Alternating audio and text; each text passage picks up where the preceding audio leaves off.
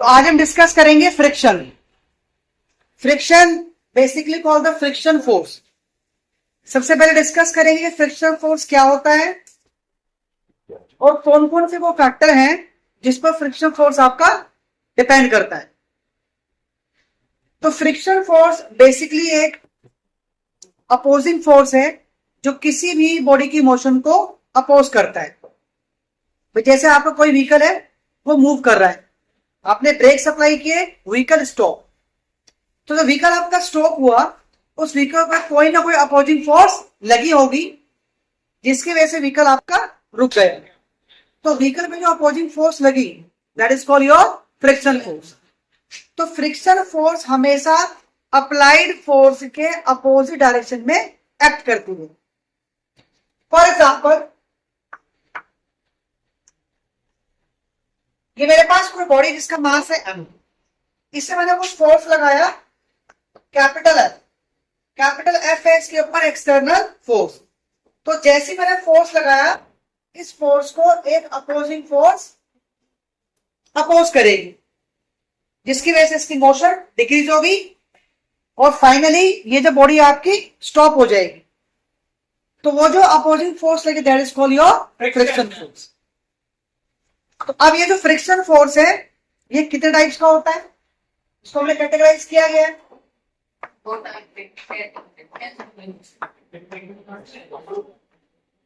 तो first friction force का type है, that is called static friction. Static friction force, you can say. Second is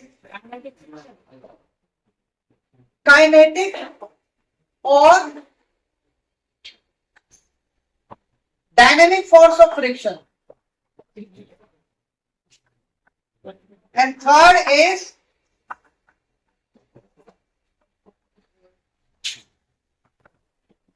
limiting force of friction। तो friction को हमने categorise कर दिया है तीन कैटेगरी में, स्टैटिक, काइनेटिक और लिमिटिंग फोर्स ऑफ फ्रिक्शन। तो स्टेप बाय स्टेप समझते हैं तीनों क्या है। सबसे पहले बात करें स्टैटिक फ्रिक्शन।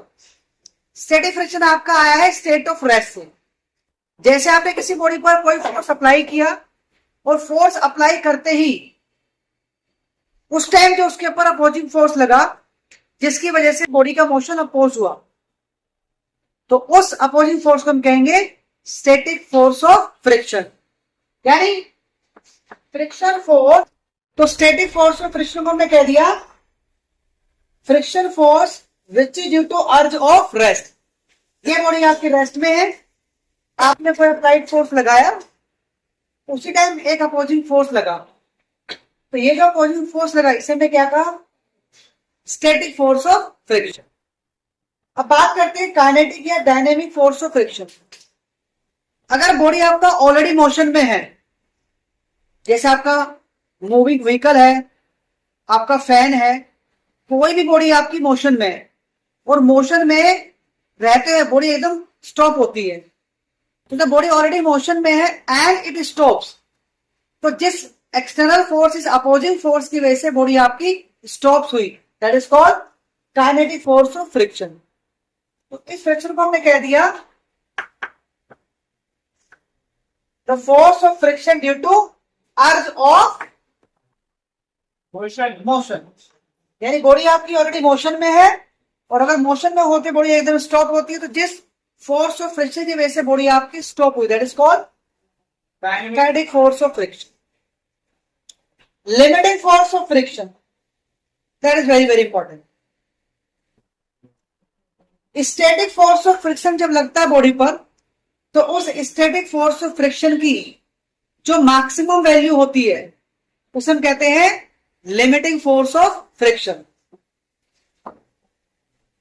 यानी that is the maximum value of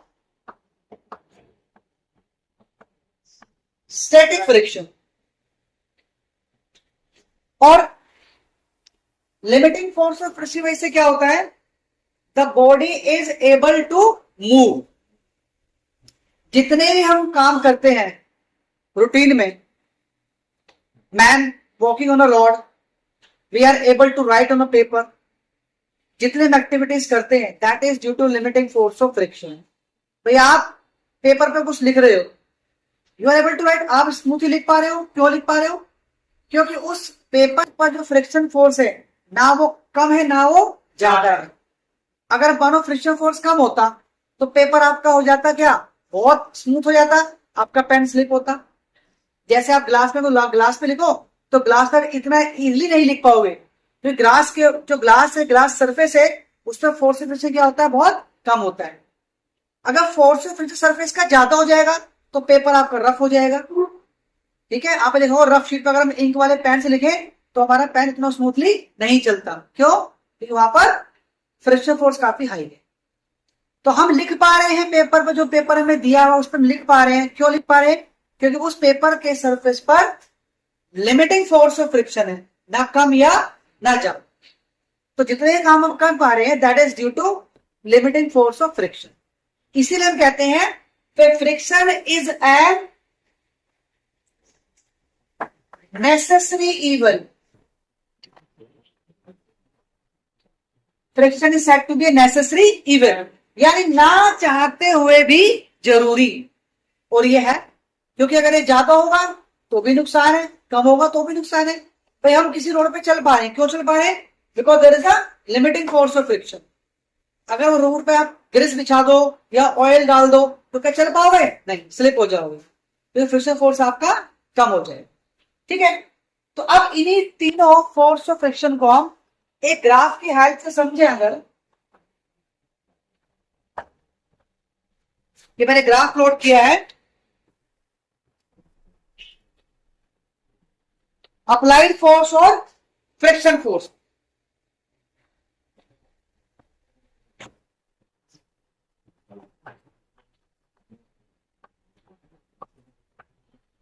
applied force आपका y के लॉन्ग है और x के लॉन्ग आपका है फ्रिक्शन फोर्स, राइट। तो पहले ग्राफ पर जो पोर्शन है वो स्ट्रेट है, उसके बाद यहां पर कुछ मैक्सिमम वैल्यू, उसका ग्राफ आपका स्ट्रेट है, means parallel to X axis. कुछ इस तरह ग्राफ प्लॉट किया गया है। अभी ग्राफ क्या शो कर रहा है? ओ से एक पोर्शन है, वो ये बता रहा है कि अप्लाइड फोर्स फ्रिक्शन फोर्स के डायरेक्टली प्रोपोर्शनल है। That is the case of static force of friction. जितना अप्लाइड फोर्स आप बॉडी पे लगाओगे उतना ही आपका फ्रिक्शन फोर्स लगेगा। यानी ओ से ए तक का जो रीजन है वो आपका इंडिकेट करता है स्टैटिक फोर्स ऑफ फ्रिक्शन को। फिर स्टैटिक फोर्स ऑफ फ्रिक्शन की मैक्सिमम वैल्यू हो गई और स्टैटिक फोर्स ऑफ फ्रिक्शन की जो मैक्सिमम वैल्यू है वो क्या इंडिकेट करती है? Limiting force of friction. उसके बाद ग्राफ कैसा है आपका? यूनिफॉर्म है, यानी फ्रिक्शन के पैरेलल है या एक्स एक्सिस के पैरेलल है। क्योंकि लिमिटिंग फोर्स ऑफ फ्रिक्शन के बाद body is capable to move, body आपकी स्मूथली मूव करेगी। क्यों करेगी? क्योंकि जो आपने अप्लाइड फोर्स लगा दिया उस अप्लाइड फोर्स से स्मूथली आपकी मूव करती रहेगी। और अगर मूव कर रही है उसके बाद अगर कोई फ्रिक्शन फोर्स लगता है तो वो कौन सा होगा? काइनेटिक। इसका मतलब ये वाला पोर्शन इंडिकेट करता है काइनेटिक फोर्स ऑफ फ्रिक्शन। तो फ्रिक्शन के टाइप्स और फ्रिक्शन का ग्राफिकली रिप्रेजेंटेशन कि आपके तीनों फोर्स ऑफ फ्रिक्शन किस तरह से बिहेव करते हैं। क्लियर है?